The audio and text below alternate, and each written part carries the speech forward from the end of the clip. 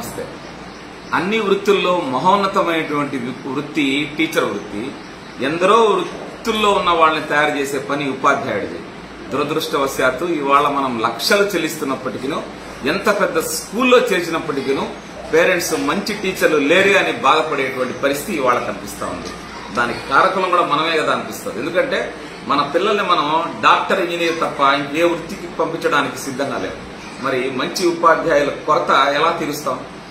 రాబోయే రోజుల్లో నిపుణులైనటువంటి, అనుభవజ్ఞులైనటువంటి ఉపాధ్యాయులు ఈ రంగంలోకి రావాలి అంటే మనం కూడా మన పిల్లల్ని ఇంటర్ డిగ్రీ తర్వాత బోధన పట్ల ఆసక్తి ఉందా లేదా తెలుసుకోవాలి. ఉంటే గనక తప్పకుండా వాళ్ళకి ఈ రంగంలో ఎంకరేజ్ చేయాలి. విస్తృతమైనటువంటి అవకాశాలు ఇప్పుడు ఉన్నాయి కాబట్టి ఈ రంగం వైపు తీసుకొస్తే రాబోయే రోజుల్లో అంతరించిపోతున్నటువంటి అరుదైన జాతుల్లో ఉపాధ్యాయులు కూడా ఒకరు ఉన్నారు కాబట్టి అలా జరగకుండా చూడాల్సిన బాధ్యత మనందరి మీద ఉంది.